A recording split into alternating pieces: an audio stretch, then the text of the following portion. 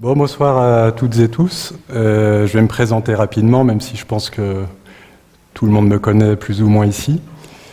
Je suis en résidence ici depuis le début du mois d'octobre jusqu'à la mi-février. Je précise que pour cette intervention, je vais parler de quelques travaux et expériences qui ont été significatifs pour moi, enfin en tout cas qui ont une incidence sur l'évolution de ma pratique, donc rien d'exhaustif. Donc j'ai 40 ans, je m'appelle Mathias Maréchal. Malgré mon âge, on peut dire que je suis un jeune artiste, entre guillemets, car je me donne à la pratique artistique, toujours entre guillemets, depuis 2017. Je suis diplômé de l'École régionale des beaux-arts de Besançon, maintenant c'est l'ISBA, je crois actuellement. Et après j'ai fait un master recherche à la Sorbonne sur la question du paysage et de sa représentation, donc quelque chose de plus théorique. À la sortie de l'école, après avoir été diplômé, j'ai fait le choix de ne pas me lancer dans une carrière artistique. Je ne m'en sentais pas le courage ni l'envie pour des raisons personnelles, économiques. Enfin, c'est toujours un peu compliqué de se lancer quand on est fraîchement diplômé. Donc j'ai travaillé une dizaine d'années en tant que graphiste dans une agence parisienne, on était 3. Si je vous raconte mon parcours comme ça, c'est pas pour le raconter, c'est aussi que j'avais envie de dire qu'un parcours artistique, c'est parfois, c'est pas linéaire, quoi. On n'est pas artiste une bonne fois pour toutes. On peut être artiste quelque temps, perdre le fil, y revenir. Enfin voilà, c'est quelque chose que je tenais aussi à dire dans le cadre d'une école. Moi, ça m'a beaucoup aidé de voir les choses comme ça, pour un peu dédramatiser aussi la chose et être plus à l'aise avec ça, quoi. Avec le statut d'artiste qui peut faire parfois un peu peur. Donc je travaillais en tant que graphiste pendant une dizaine d'années, mais toujours avec la peinture qui me titillait. L'envie se faisait de plus en plus pressante d'avoir une pratique plus sérieuse. Donc en 2017, j'ai fait le choix de quitter Paris et mon travail pour m'adonner pleinement à ma pratique. Donc j'ai quitté Paris pour La Rochelle. Donc je suis arrivé à La Rochelle dans un petit appartement, voilà, seul. C'était pas facile. Je me suis dit comment je vais m'en sortir avec ça. Donc là j'ai beaucoup travaillé pendant 2 ans. Des petits formats à l'aquarelle, à l'encre, dans mon coin.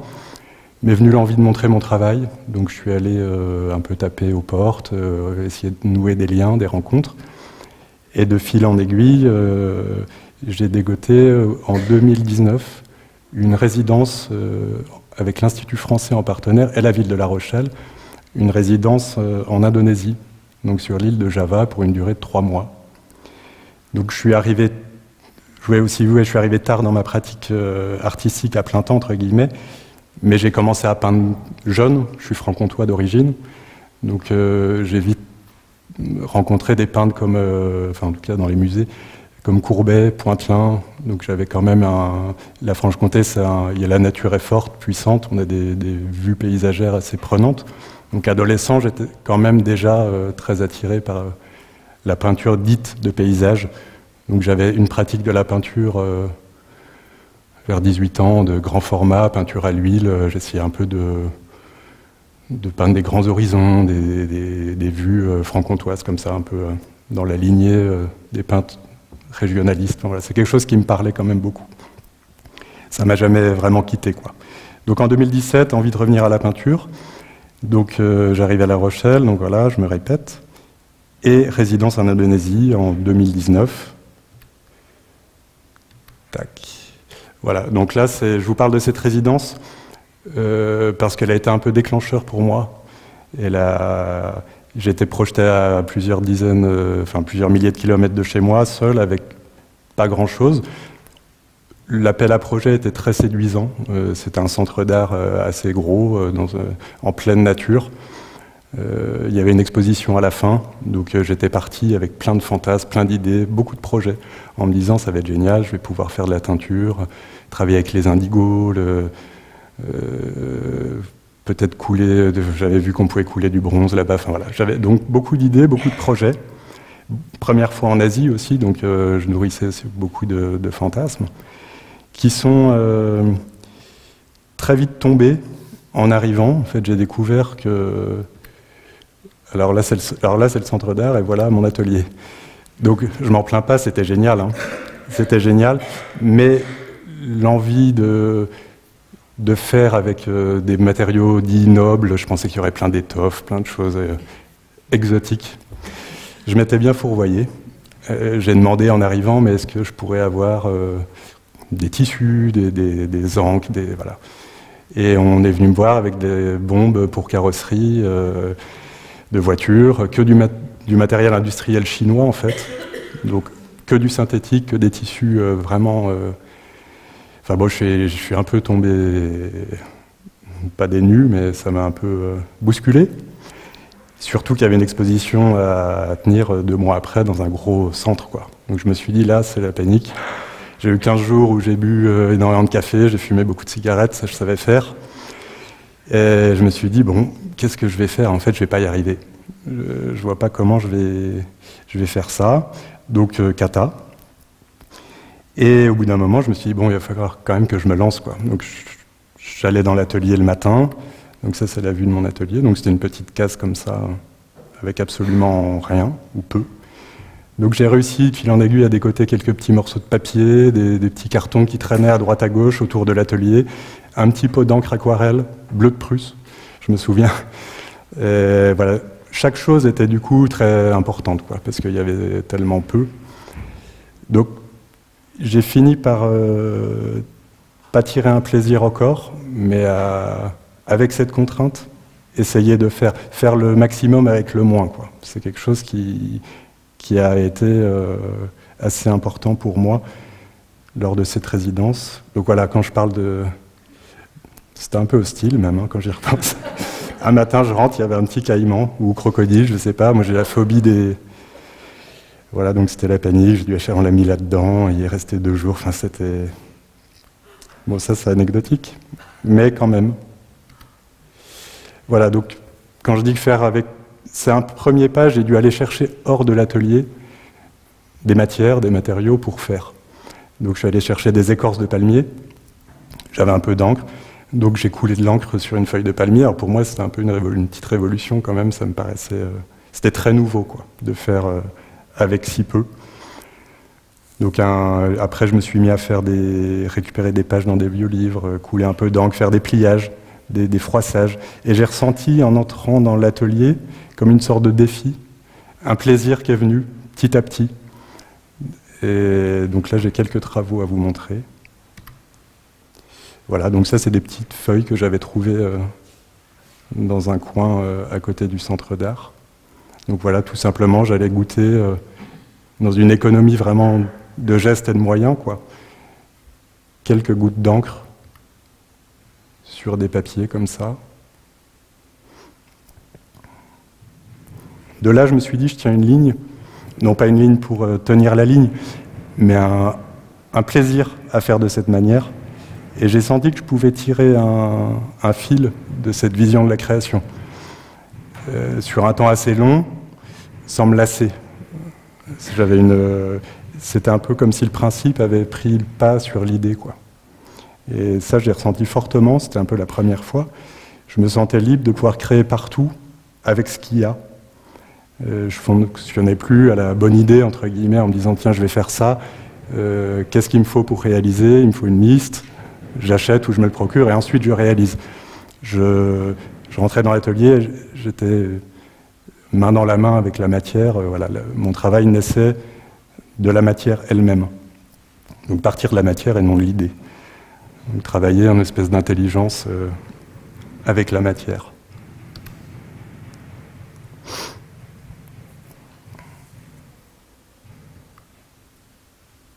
Ça, c'est une série de petits formats, 8/12, que j'ai déployé là-bas, donc de 32 pièces, parce que le lieu d'exposition était gros.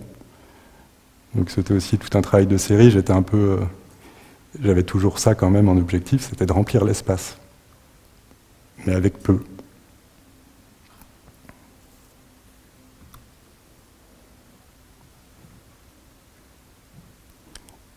Le lieu de résidence était collé à un volcan. Donc je ne sais pas, en revoyant ces images, j'y vois un peu des éruptions aussi.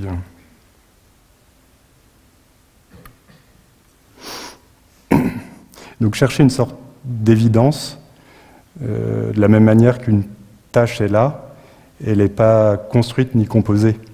On peut dire qu'elle se présente elle-même, elle ne représente rien d'autre qu'elle-même. Elle fonctionne en autonomie, donc ça c'était un peu une découverte pour moi, enfin une manière de peindre qui m'a beaucoup parlé, sans forme externe, quoi. C'était vraiment la matière elle-même dans sa propre, dans son jouer avec ce qu'elle m'offre, quoi, liquidité, saturation. Je penchais les supports, enfin voilà, je déversais, je coulais, je froissais. Donc on pouvait, enfin je pense que la peinture, elle se soumet aux lois de ses propres matériaux, sans obéir aux normes auxquelles ce qu'elle représente est soumis. C'est un processus de production simple. Les modalités techniques se donnent au regard, support papier, encre déversée. Donc la création, elle peut être vue comme la résultante d'un mode de travail. C'est la forme, elle advient dans l'acte, et l'acte se donne dans la forme. Il n'y a plus en unité. Donc pas de forme extérieure au geste qu'il a engendré. La forme colle au process qu'il a fait advenir. La forme externe est évincée.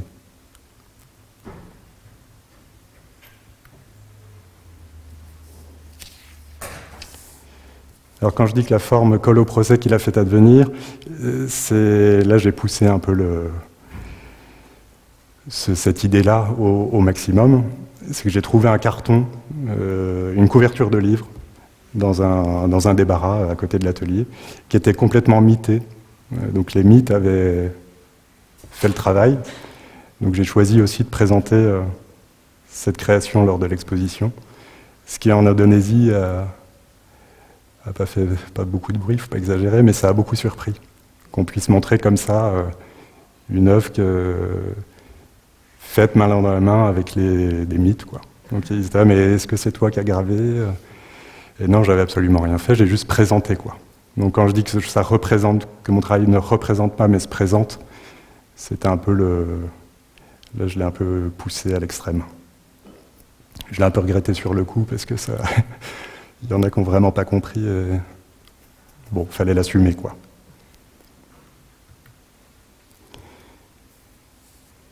Et dans mon atelier, ça peut paraître tout bête, mais un matin, j'ai coulé de l'encre sur un papier sec et rien s'est produit, la goutte est restée là où elle est. Ensuite, j'ai mouillé le papier et l'encre s'est diffusée comme ça dans les trames du papier, elle a filé dans les trames du papier, et j'ai fait un espèce de parallèle avec le sol aride. Rien ne poussera sur un sol aride, mais dès qu'on le mouille, la végétation va pouvoir se développer. Donc j'ai eu la sensation de tisser des liens de correspondance avec le paysage plutôt que de ressemblance. Voilà, j'ai eu cette sensation-là. Ce qui m'a ensuite, j'ai découvert après, mais c'est Alexander Cossens qui a écrit en 1785. Il a publié la nouvelle méthode pour secourir l'invention dans le dessin des compositions originales de paysages. Donc il a élaboré un sort de manuel pour les jeunes artistes, les incitant à utiliser la tâche et la macule, donc partir de ces structures de tâches, donc on pourrait dire hasardeuses, pour ensuite les tirer au statut de composition de paysage. Donc il dit composer des paysages par invention. Ce n'est pas l'art d'imiter la nature individuelle, c'est former une représentation artificielle du paysage sur les principes généraux de la nature. Donc ça m'avait un peu parlé après, quand j'ai découvert ça. Il est à la bibliothèque, ce livre. Il n'est plus édité, donc c'est une richesse de pouvoir le lire ici. Donc voilà, ça c'est Alexander Cossens qui créait des macules sur des papiers buvards. Donc lui, il n'en restait pas à la tâche. Ensuite, il les élevait. Voilà, il reprenait cette composition pour ensuite les élever au statut de représentation du paysage. Donc tout ça pour dire que pendant cette résidence, j'ai réussi à rentrer dans l'atelier sans me dire qu'est-ce que je vais peindre aujourd'hui. c'était plus... la question du sujet était évincée. C'était assez bloquant pour moi, donc je me suis libéré de ça, et je me suis dit, je vais faire avec ce que j'ai, et la matière, on va travailler main dans la main, et arrivera ce qui arrivera, quoi. Mais ensuite, il y a eu une autre question qui s'est posée. Je vais déjà défiler. Donc ça, c'est une série que j'ai fait là-bas aussi, petit format, donc des pliages tout simplement. J'allais couler un peu de pigment sur une ligne, je refermais le papier, je donnais une pression avec une règle métallique et je rouvrais, à la manière un peu des tests de Ross Rarch de psychologie. Voilà, toujours dans des actes très simples et minimales, 1 ou 2 actes maximum, quoi.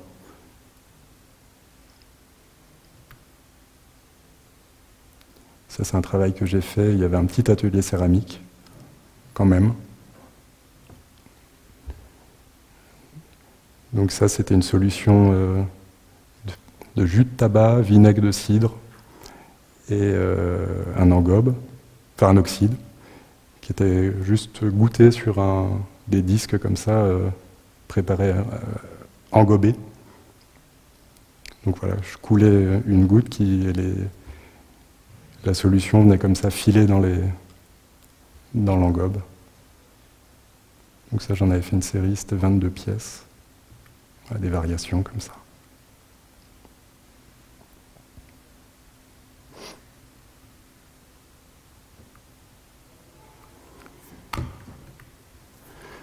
Ah, donc je disais ensuite, il y a eu un autre problème qui s'est posé à moi, c'est que, sinon ce serait trop simple, je travaillais sur le paysage, en tout cas j'essayais de tisser des liens de correspondance avec la nature, le phénomène naturel, le paysage, mais j'étais quand même cloîtré dans un atelier.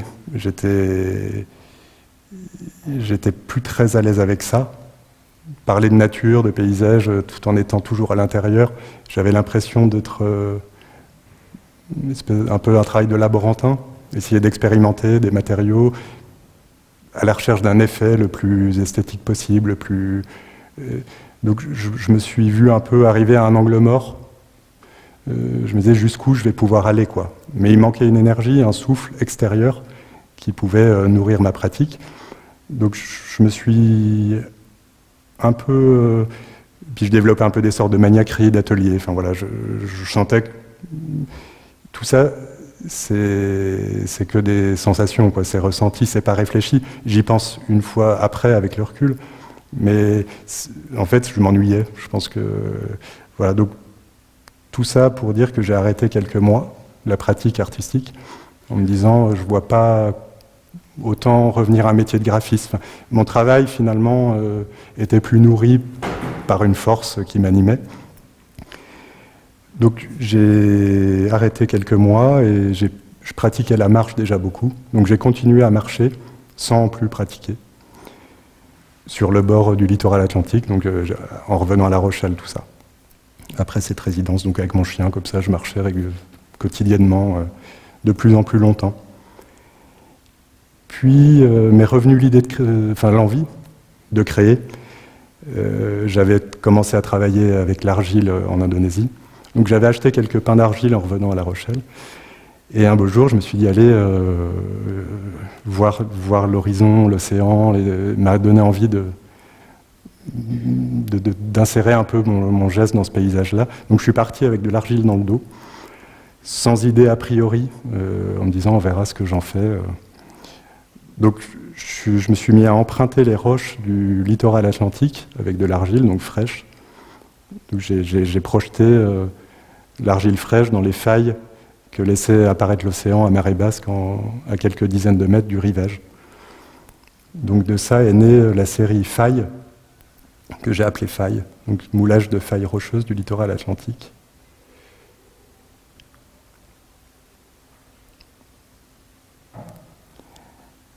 Alors j'ai écrit un petit texte sur ce travail, je vais peut-être vous le lire, ce sera plus direct, c'est assez court. Dans la continuité de mon travail de peinture, j'ai voulu radicaliser encore un peu plus mon rapport aux outils, me décharger cette fois du support et la couleur, Laisser le paysage en prendre la charge. Marcher avec la terre dans le dos, rien d'autre. Ainsi emprunter le paysage. Par ce travail, j'ai voulu entrer dans le paysage et engager mon corps, mon geste, sans médiation par l'outil.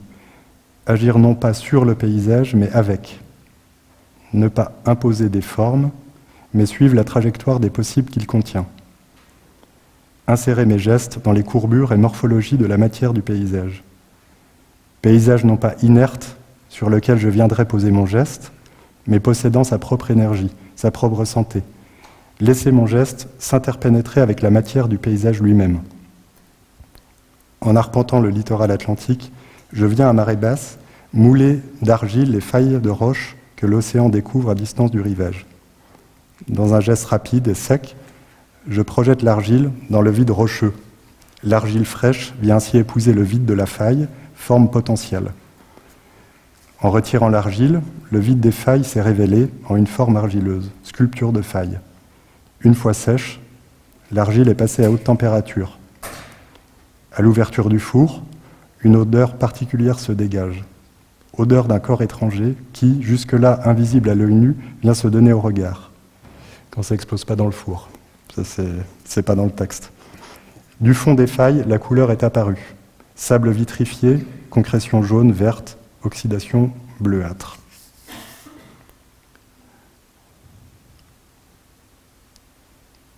Donc voilà, en venant mouler comme ça ces failles, en projetant dans un geste sec, on voit sur la crête en fait qu'elles font des failles rocheuses.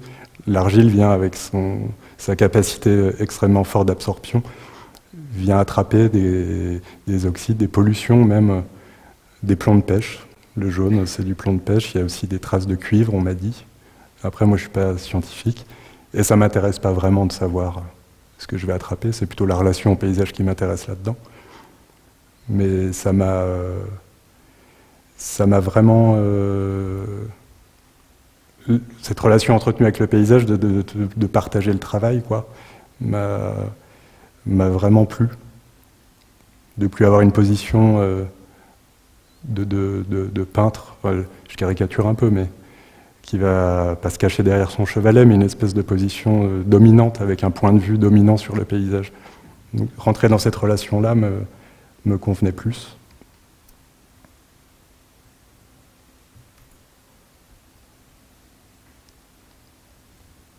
Et en marchant comme ça avec de l'argile sur le dos, mon corps aussi devenait une contrainte qui me libérait aussi ça me désengageait de certaines prises de position. Mon corps décidait pour moi combien de kilos d'argile j'allais pouvoir porter d'un point A à un point B, parce que c'était quand même des marches parfois d'1 heure, donc c'est quand même lourd. Et ensuite, il faut ramener ces empreintes dans des cagettes. Donc c'est un rapport aussi au corps qui... Je ne suis pas spécialement costaud, donc je ne pouvais pas prendre des quantités astronomiques. Donc là aussi, de cette contrainte, paradoxalement, est née de beaucoup de liberté, quoi, pour moi, de plus devoir choisir d'une part la couleur, quel geste, quelle quantité de matériaux, etc. Une forme de désengagement. C'était comme ça et pas autrement, quoi.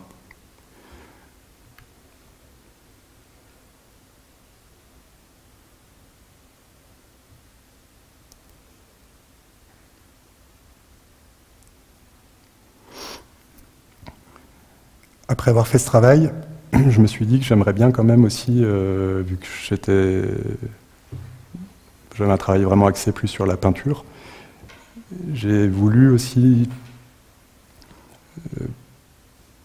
transvaser cette manière de travailler, enfin cette relation au paysage, mais dans un travail plus pictural, enfin de peinture. Donc de la même manière, je suis parti avec des toiles, des grandes toiles, c'est de la toile métisse. Je travaille beaucoup avec ça. C'est du lin et du coton mêlé.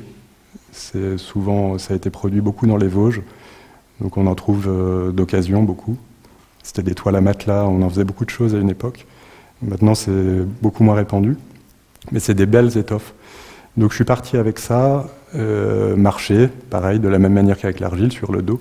Et j'ai commencé, sans idée a priori, à déployer des grands formats dans le paysage, comme ça, sur les roches.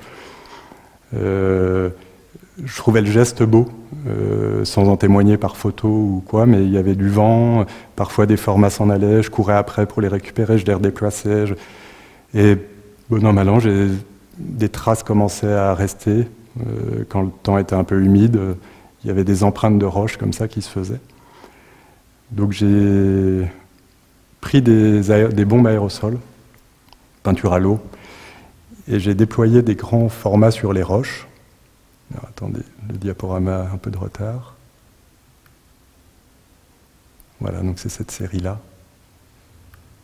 J'ai déployé des grands formats sur les roches et j'ai projeté la couleur à bonne distance. Et le vent est venu, comme la couleur un peu poudrée, se déposer sur les formats tissus, en prenant du coup l'empreinte des roches. Donc j'ai écrit aussi un petit texte là-dessus que je vais vous lire. Je marche le long du littoral atlantique, en bordure de falaise. Je descends à travers un paysage sensible, en proie à l'érosion. Au sol, dans un acte inaugural, le tissu est étendu sur la roche. Dans le sens du vent, comme la brume, la couleur poudrée se joint à l'air en mouvement pour se déposer sur le support. Ondulations, relief, pics, crevasses adviennent. Certaines traces s'aventurent plus loin au centre du support, vierges, immaculées, et s'évanouissent dans le blanc du tissu, comme dans le blanc brumeux des montagnes. Roche et brume s'interpénètrent. Comme sensibilisé, le tissu révèle ainsi les reliefs de roche dans une trace fantomatique.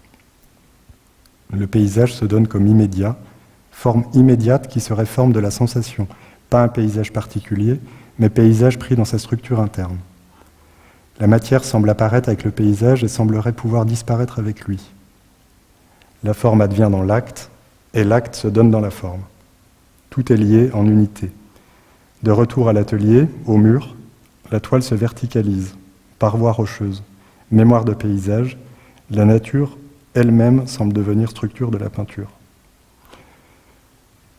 Donc c'est un peu ce que je disais, cette sensation en Indonésie d'avoir touché ce que je redis là, mais que la forme advient dans l'acte, et l'acte se donne dans la forme. Ça, c'est quelque chose auquel je tiens, enfin qui me suit dans les créations que je développe depuis ce temps-là.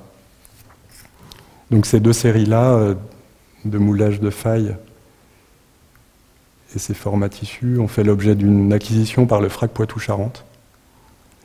Donc je dis ça, c'est pour dire aussi que ça a sonné un peu comme un encouragement pour moi, parce que c'est pas évident quand on se lance, quand on essaie de bousculer sa pratique. Voilà, parfois ça fait du bien, c'est pas toujours évident. Donc ça a été une bonne nouvelle, enfin un encouragement en tout cas.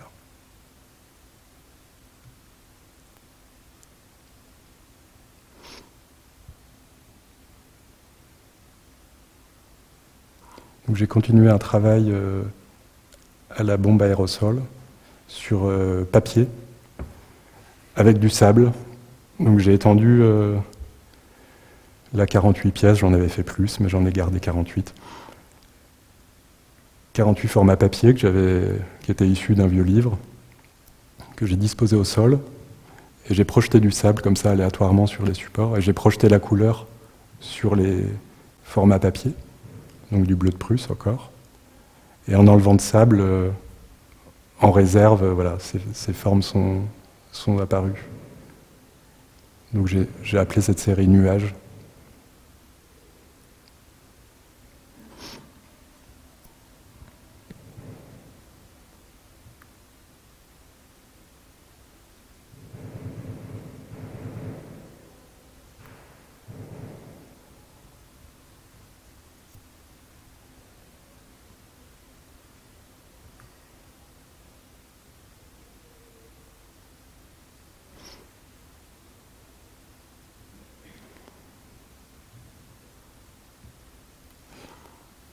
Donc là, je vais vous parler d'une autre expérience que... Donc la marche, elle devenait de plus en plus présente dans mon travail.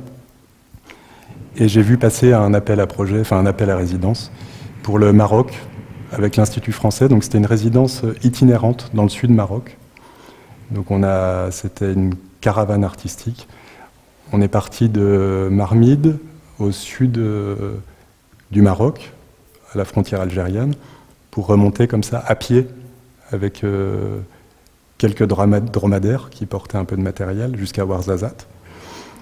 Donc c'était une résidence qui était sans demande de production, ni exposition, rien du tout. Rien ne nous était demandé. Donc je me suis dit, c'est peut-être le moment de tenter.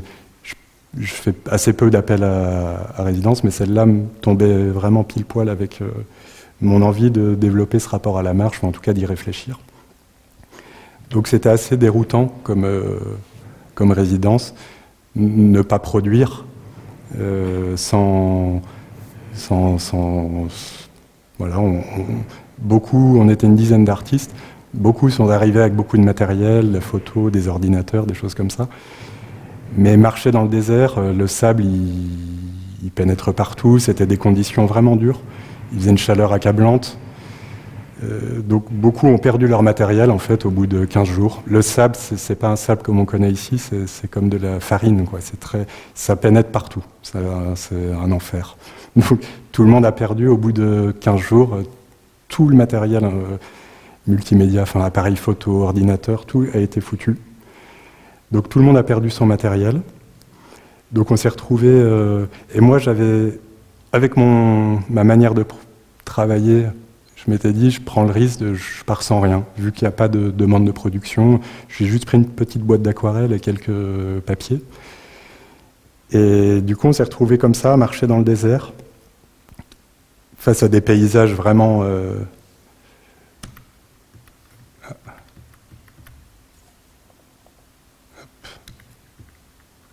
Tac, voilà. Donc vraiment hostile aussi. Il y avait beaucoup de vent. Ça a duré un mois et demi de marche. Donc le soir, je peignais un peu comme ça, je faisais quelques aquarelles, mais c'était plus pour me détendre, puis récupérer un peu d'énergie en mangeant quelques dattes. Et voilà. Donc c'était vraiment... c'était le Ramadan aussi. Donc il y avait les guides, et il y avait aussi la moitié des artistes étaient marocains ou marocaines. Donc beaucoup aussi faisaient le Ramadan. Donc c'était une ambiance vraiment, on était réveillés à 4 h du matin par l'appel à la prière. Donc il y avait une dimension, ça m'a vraiment marqué dans le sens où je me disais, quoi rajouter à un tel paysage?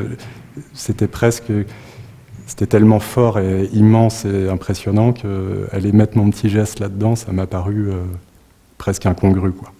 Donc ça, c'était intéressant aussi pour ça. Ça, c'est une tombe touareg de plusieurs centaines d'années. Donc il y en avait beaucoup. On marchait pendant 8 heures parfois, et on tombait comme ça sur des tombes. Alors parfois c'était des familles, alors il y avait des tombes très petites, donc il y avait des enfants. C'était vraiment pas rien comme expérience.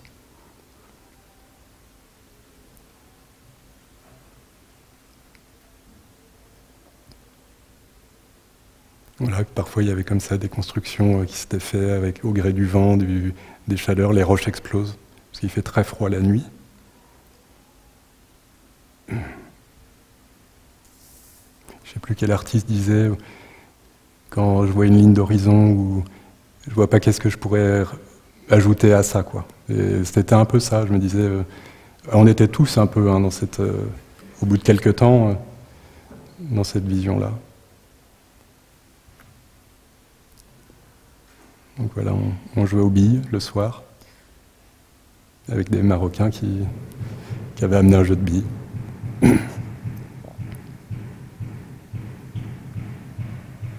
Voilà, j'avais quand même amené des formats papier un peu grands, en me disant je vais peut-être pouvoir déployer ça. De la même manière, j'avais déployé des grands tissus dans le paysage. Sauf que l'envie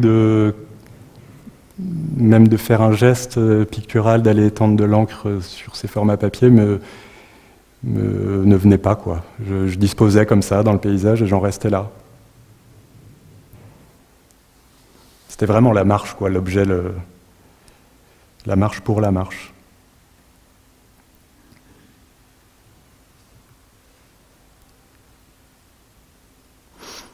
Alors sans aucune comparaison, évidemment, ça m'a fait penser à Mich Fulton, qui est un artiste qui est un peu aux marges du land art, mais qui disait Quand j'étais plus jeune, je voulais explorer comment l'acte de la marche modifiait l'esprit et les pensées. Quand on marche, on est mouillé et puis on a froid. Et il faut se débrouiller avec ce froid et cette eau. Ça a donc un réel effet sur la pensée. La marche met en mouvement le rapport corps-esprit. La nature, ou ce qu'on appelons nature, est présente et en marchant, j'entre dans ce qui existe. Je trouvais ça assez beau. J'ai lu ça après, ça m'a fait repenser à cette résidence-là, ce rapport.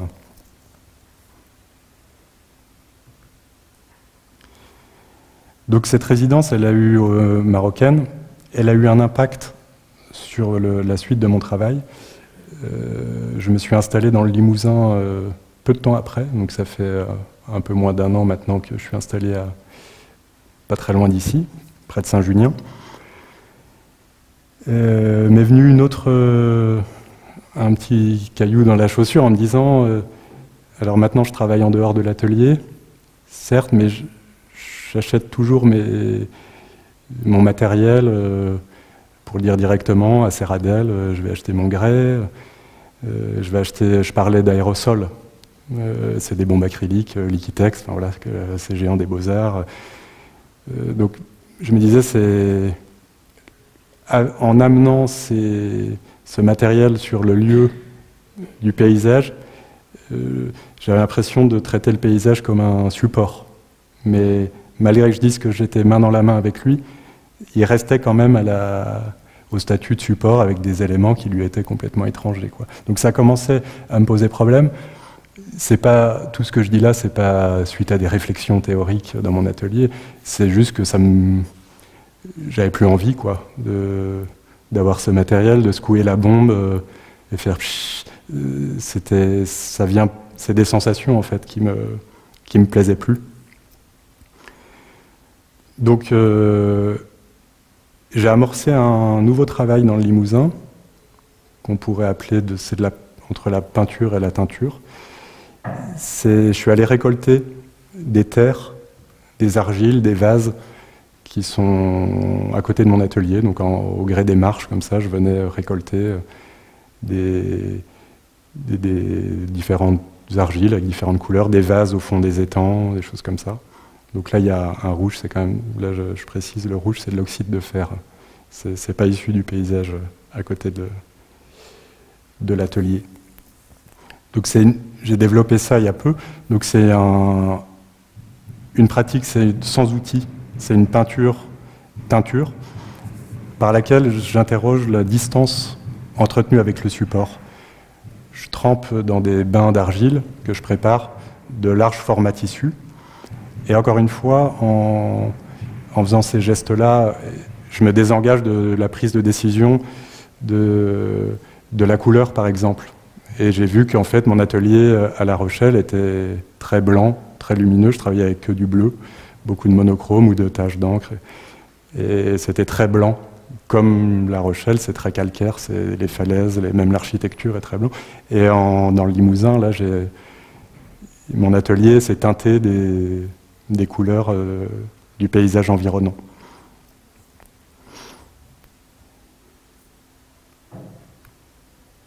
Donc là, c'est une vue à côté de mon atelier qui se situe sur la droite. Donc si certaines étudiantes de chromoculture, dans ce cadre-là, on a visité mon atelier. Donc ce qui m'intéresse dans ce travail, c'est des rencontres entre des forces et des matières. C'est une manière de peindre, mais avec les mains. C'est peindre sans les yeux, en fait.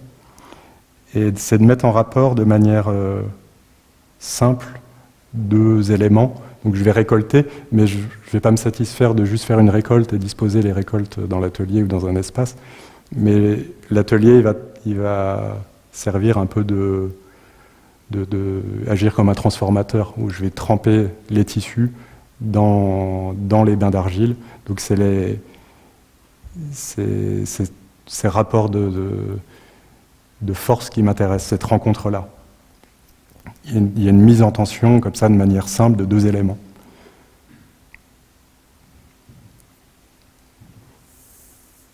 Donc c'est mon geste qui disparaît là, pour le coup, complètement, pour laisser le paysage s'exprimer. Et mon intervention, elle devient, pour le coup, presque invisible. Donc dans une espèce de... Je me mets dans une position de retrait. Ce qui était déjà le cas de plus en plus dans mon travail, où je déversais avec une certaine distance les matériaux sur mes supports. C'était pas... Je dirigeais pas, c'était une peinture sans outils, sans pinceau. Je partais pas d'un point A à un point B. Je dirigeais pas la matière, je lui donnais pas d'ordre. Mais là, j'ai un peu poussé ça dans une forme d'effacement. Mais quand j'étais aux Beaux-Arts, quand je disais que je peignais, même plus jeune, des grands formats, je peignais à l'huile. Donc j'allais tendre des toiles sur des châssis et je les tendais avec de la colle de peau de lapin. Et j'ai souvenir que je passais beaucoup de temps à préparer ces supports. Donc la colle de peau de lapin, c'est transparent, mais ça miroite un peu, c'est très beau. Quand c'est sec, ça brille un peu. Donc j'étais vraiment dans ce temps long de la préparation du support. Je tournais autour du châssis, c'était des grands formats. Et j'étais presque à me dire, mais c'est dommage, je vais devoir gâcher ces grands formats en peignant dessus. C'était quelque chose. Et je me sentais parfois un peu obligé d'intervenir, mais si je m'étais écouté, j'aurais rien fait, en fait, j'aurais laissé ces supports-là, ou travaillé sur le plaisir de faire. Et donc je marchais déjà autour du format comme ça, je ne sais pas si on peut... C'était déjà peut-être une forme de marche picturale, je ne sais pas si on peut appeler ça comme ça, mais il y avait déjà quand même cet attrait pour le temps long de préparation, l'effacement, et ensuite, là ce qui n'était pas le cas, mais un temps très long de préparation et un temps très court, dans un acte vraiment minimal, quoi. C'est ce que j'aime aussi dans la peinture à l'encre aussi. C'est ce rapport au temps de préparation du papier, on le mouille, ensuite on vient goûter juste dans une impulsion rapide.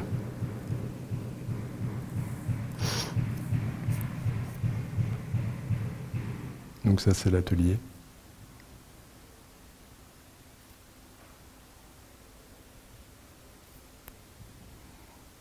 Voilà, donc ça c'est les argiles, les vases que je vais récupérer.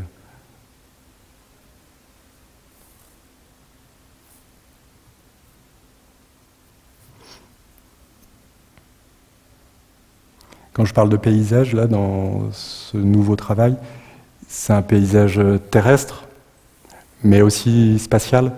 C'est le paysage, je le traverse comme la couleur va traverser le support. Je suis la géographie naturelle du paysage, je vais suivre des filons d'argile, des lignes de faille.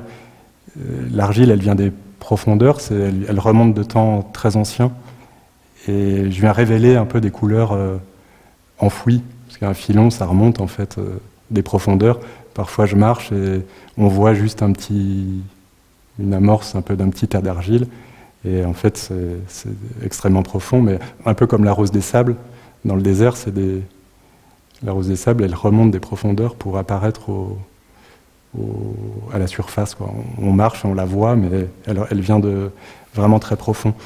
Donc je trouve qu'il y a un rapport à l'argile assez émouvant pour ça, c'est qu'elle vient un peu s'annoncer comme ça, comme une végétation, enfin, ou un champignon, elle apparaît comme ça.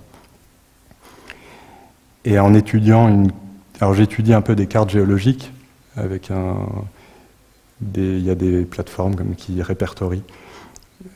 Donc en étudiant ces cartes géologiques, j'ai vu qu'à un endroit précis, près de mon atelier, il y a pour appeler ça une montagne de granit qui fait plusieurs centaines de mètres. Et le champ est un peu en colline. Et quand je vais me promener, il y a un endroit, normalement c'est là, quand je suis au-dessus du champ, en fait je suis au sommet d'une montagne enterrée de plusieurs centaines de mètres. Donc c'est assez...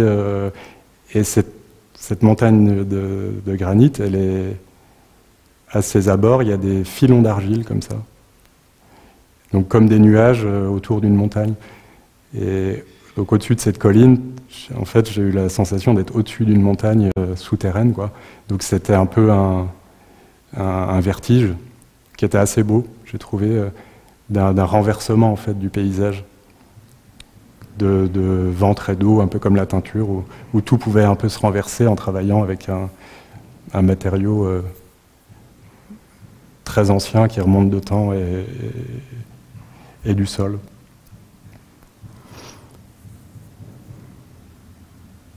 quand je marche dehors, c'est aussi, quand je parle de temps court et de temps long dans mon travail, c'est que la marche, c'est une manière aussi de me charger en sensations, de ressenti, comme un échauffement. J'arrive pas à l'atelier en me disant, tiens, je vais faire ça aussi.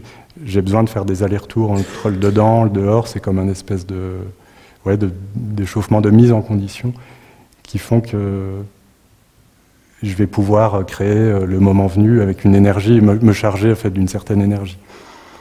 C'est ce que je fais un peu ici à l'école aussi, dans l'atelier. C'est pour ça que je fais des allers-retours entre le dehors, le dedans. Je vais me balader assez souvent. Enfin voilà, j'entretiens ce type de relation avec l'atelier. Donc je suis pas venu ici à l'école avec un projet de production précis, mais je suis plutôt venu continuer à interroger un peu ce rapport-là entre le dedans et le dehors. Qu'est-ce que je ramène à l'atelier? Qu'est-ce que je collecte? Et comment l'atelier, le four à céramique ou autre, va agir comme un transformateur dans mes collectes.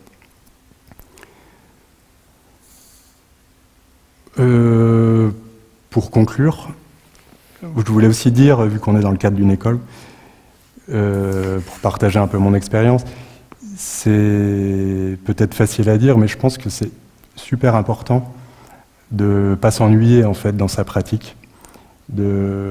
Pour arriver à durer, avoir une pratique un peu qui dure, il faut arriver à rester un peu émerveillé. Et pour ça, moi, j'ai pas fait le choix parce que c'est venu naturellement, mais faire entrer un peu sa vie quotidienne dans sa pratique artistique et vice versa, pas scinder quoi. Je disais que je marche avec mon chien, ça peut paraître anecdotique, même un peu ridicule, mais ça a été vraiment quelque chose pour moi d'hyper important, le fait d'aller me promener, et cette promenade fait partie aussi de ma pratique artistique, quoi. Donc essayer d'être un peu en unité, il n'y a plus l'atelier et la vie de l'autre, comme il n'y a pas l'école et la vie d'un côté, quoi. Ça, j'ai mis longtemps, moi, à le comprendre, et comme ça, j'ai eu la sensation d'avoir une espèce de soulagement et du coup de liberté, de plus me dire il faut que j'aille à l'atelier, il faut que je travaille, et quand je sors de l'atelier, c'est fini. Enfin voilà, ce rapport-là a été un peu remis à jour pour moi.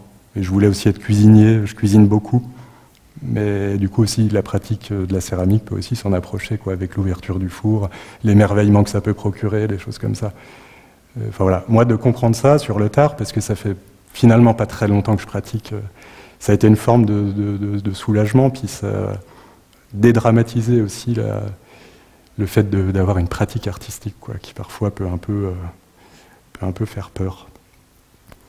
Voilà, et je voulais aussi finir en disant, là je voulais pas le projeter là, je l'ai projeté dans le cadre de Chromoculture. C'est un film qui s'appelle L'Atelier ouvert, sur le peintre Pierre Tolquat, qui a été fait par Michel Diozade. Donc il est disponible sur YouTube. Et ça interroge pour ceux et celles qui pratiquent la peinture ou non, mais le rapport entre le dehors et le dedans intéresse. Il est super bien, c'est hyper intéressant. Voilà. Et puis voilà, puis je voulais vous remercier d'avoir été là ce soir. Merci.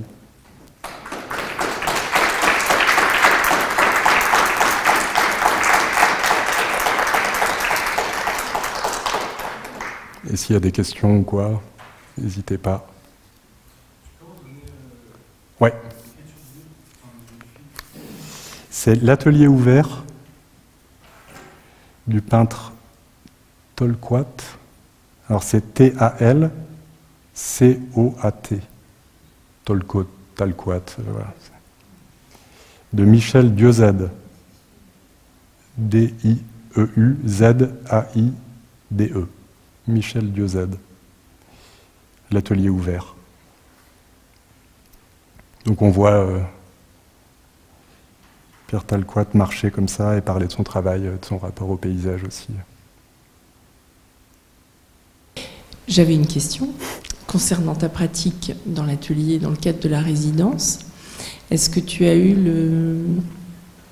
l'intuition qu'il y avait quelque chose, une piste, puisque là, dans ce que tu nous as décrit, chaque fois que tu t'es trouvé dans des environnements différents, tu as mis au point, développé, creusé une piste, quoi. Et là, est-ce que tu as l'impression d'avoir aussi fait émerger quelque chose de nouveau dans ta pratique? Alors, en venant ici, je suis venu en me disant je vais pouvoir expérimenter avec tout le matériel qu'il y a, les choses comme ça. Et en fait, je travaille pas comme ça. J'arrive pas, je peux pas partir d'une idée et la réaliser. Donc, je voulais quand même tisser des liens entre la pratique de la peinture et de la céramique. J'étais venu avec cet objectif-là. Donc, j'ai commencé à faire des plaques en céramique. Et au gré des collectes aux alentours et près de mon atelier, j'ai disposé des éléments comme ça sur les plaques que qu'on a passé avec Gilles et Jean à haute température dans les fours et essayer de voir comme ça ce qui pouvait se passer tout en gardant ma manière de travailler, quoi, dans une économie de gestes et de moyens, juste venir disposer comme ça. Donc rien de probant encore, mais j'ai expérimenté ce nouveau geste-là, ouais, qui pour moi, je pense, est encore à développer, quoi. Et mettre de la céramique au mur comme un tableau. Voilà, c'est les deux choses que j'ai effleurées là pour l'instant, mais je sens qu'il y a un fil à tirer là-dessus, donc je compte bien en poursuivre ça. Donc, moi je suis très lent, je suis assez monotache, j'ai besoin de temps je produis assez peu en fait, mais du coup c'est plutôt le processus, parfois pas m'intéresse plus que mais voilà, il faut que je sois vraiment très à l'aise avec le processus mis en branle, quoi, pour pouvoir montrer mon travail, et voilà. Donc ouais, je suis content pour ça. J'ai réussi, je sens qu'il y a un nouveau geste qui est apparu, quoi, dans mon travail là. Mais ça, donc ma résidence se finit mi-février, donc je ferai une petite sortie de résidence et je vous montrerai un peu ce que j'ai expérimenté ici, ouais. Par rapport à la résidence que tu as fait en Indonésie, ouais. À un moment tu as parlé d'un atelier céramique, ouais. Et notamment de cuisson. Et je me demandais s'ils cuisaient à l'électrique comme chez nous, ou si tu avais découvert des choses qu'on ne connaissait pas, par exemple. Alors au bout d'un moment, je suis quand même allé voir, parce que je faisais mes petits formats dans mon coin et tout, et je sentais que je m'étais dit, il y avait un gros budget de production. Et j'étais avec mes petites gouttes d'encre, et je me suis dit quand même, je vais aller demander. Et ils m'ont mis en lien avec un artiste céramiste qui habitait à une centaine de kilomètres de là. Donc j'ai dû me déplacer et vivre chez lui un temps. Je connaissais absolument rien à cette pratique-là. Donc c'était cuisson au gaz. Donc on était devant le four, on notait les températures, les choses comme ça. Je pourrais pas tellement t'en dire plus, c'était cuisson au gaz, en tout cas un gros four, il en avait un. À l'époque, alors là j'ai compris après que c'était de l'engobe, que c'était un oxyde, enfin voilà, maintenant je comprends mieux. Mais à l'époque, en fait j'ai vu des licanes, je suis allé marcher sur les hauteurs d'un volcan, j'ai ramassé une roche où il y avait des licanes sur les roches. Et du coup je trouvais ça très beau, voilà. Et je lui ai montré, je lui ai dit mais ça m'intéresse. Et il a vu ça, il m'a dit ah mais il y a une technique pour ça, c'est la technique du mokati, alors une technique japonaise apparemment. Ouais, il m'a dit on peut essayer de créer ça. Donc là on est rentré dans une espèce d'expérimentation. Lui savait pas faire non plus, mais il avait un vieux livre de céramique hollandais parce que c'était une colonie hollandaise.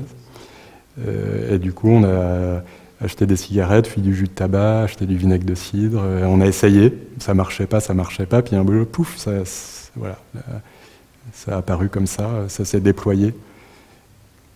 Donc il y a un oxyde, je pourrais pas dire lequel. Maintenant, je regrette. Aujourd'hui, j'aurais tout noté. Là, j'étais juste émerveillé, ça m'allait bien. Mais avec le recul, je me dis, j'aurais peut-être dû prendre des notes.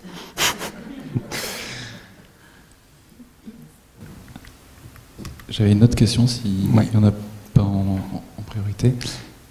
qui est d'ordre plus personnel et moins technique. Du coup, tu as arrêté ta carrière en 2017 ? J'ai commencé. Enfin, tu as commencé ta carrière d'artiste, mais tu as arrêté ta carrière qui nourrit, on va dire, qui fait de l'argent, on va dire. Qu'est-ce qui peut motiver ce choix ? De reprendre ? De prendre une carrière artistique, alors que financièrement, tu es déjà établi. C'est ça que je me demande. Je suis rentier. Non, je plaisante. Non, c'était tout simplement... bon, après, ça, c'est pas... Je vais ennuyer personne, mais j'étais très installé à Paris, 14e arrondissement, une petite agence de graphisme qui marchait très bien, mais on était 3, on s'entendait bien. Mais moi, j'avais quand même été diplômé d'une école d'art. Comme je disais, je peignais quand même de... La peinture, ça me préoccupait quand même beaucoup. Donc même en travaillant en tant que graphiste, j'allais voir des expositions, j'essayais de peindre. Le dimanche, c'était vraiment peindre du dimanche pour le coup. Et j'étais mal avec ça, quoi. Les dernières années, j'étais tiraillé, je me disais non, je suis en train de prendre une voie qui n'est pas la mienne. En fait, c'est ça, je m'ennuyais de plus en plus devant un ordinateur. Et puis je sentais que c'était pas mon truc. J'ai eu du plaisir à le faire, je regrette pas, graphiste, c'était vraiment chouette. Mais j'étais pas à ma place et au bout d'un moment, je me voyais l'âge passant, je me disais non, faut vraiment là. J'ai pas d'enfant. Donc on n'a pas d'enfant, c'est une chance aussi de pouvoir changer comme ça, c'est facile à dire, mais j'ai eu cette chance-là, quoi. Donc du coup, une envie de quitter Paris, voilà. Je suis pas parisien, enfin voilà, c'est ce qui m'a motivé, c'est la peur de me mettre dans un angle qui n'allait pas, quoi. Merci. Quelqu'un d'autre ?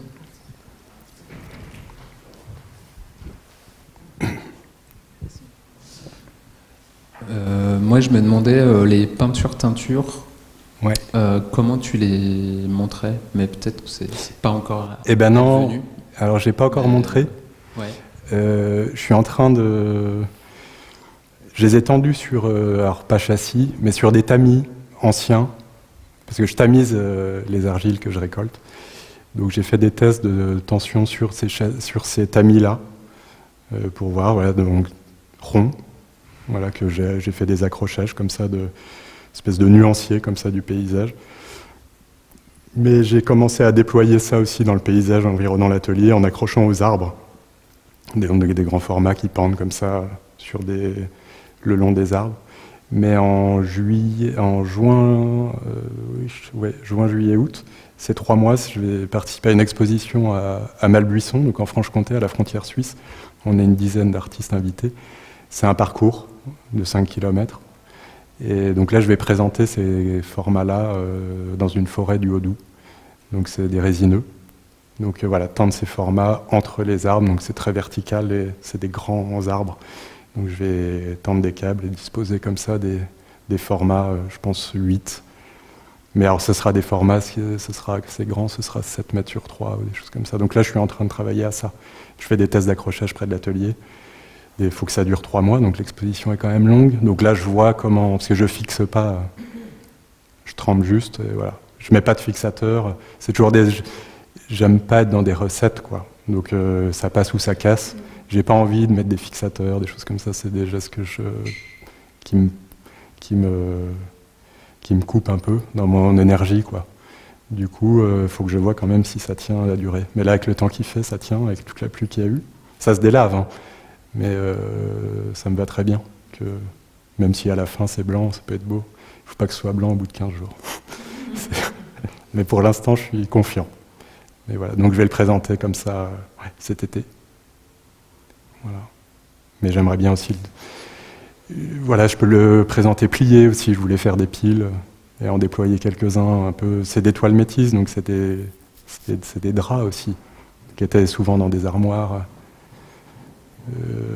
Donc je me dis, pourra pas reprendre, voilà, créer des structures, les replier, en déplier quelques-uns, voilà, comme une espèce de mémoire enfouie aussi. Voilà, c'est en cours, hein, mais c'est un peu ces pistes-là. Mais bon, pour l'instant, je déploie dans le paysage directement. Ouais. Voilà.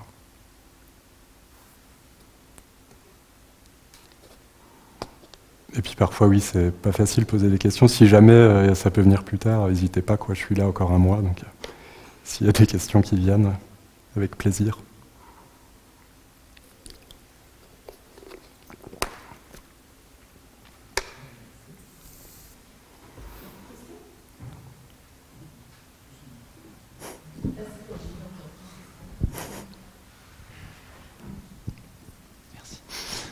C'était pas forcément une question, c'était juste pour souligner ce que j'ai remarqué en atelier, notamment dans ta pratique. En fait, c'est la persévérance, moi, qui m'a un peu ouvert les yeux sur certaines choses. Notamment, je repense à ce morceau de coquillage que tu as fait cuire en première cuisson, donc haute température, qui n'a pas bougé, qui est resté calciné, et tu t'es dit, je vais le recuire, et ça marche. Enfin, c'est juste pour préciser ça, c'est le fait que c'est pas parce que ça marche pas, des fois il y a des choses qui ont besoin de plus de temps ou d'être plus calcinées pour que ça marche par la suite. Et voilà, c'était juste pour... Ouais. Mais moi, après, c'est des choses très... Ça peut paraître, c'est vraiment rien, tu recuis une seconde fois. Mais ça, c'est un peu nouveau pour moi, d'utiliser un peu ces plaques de grès comme des palettes ou des choses où on peut revenir dessus et des repentirs, des choses comme ça. Là, je sors un peu du geste, un geste et ça passe ou ça casse. Donc c'est un peu plus laborieux, entre guillemets. Ça reste toujours assez simple dans le... Mais oui, ça, je vois très bien ce coquillage parce que je me suis surpris moi-même. Merci beaucoup. Merci.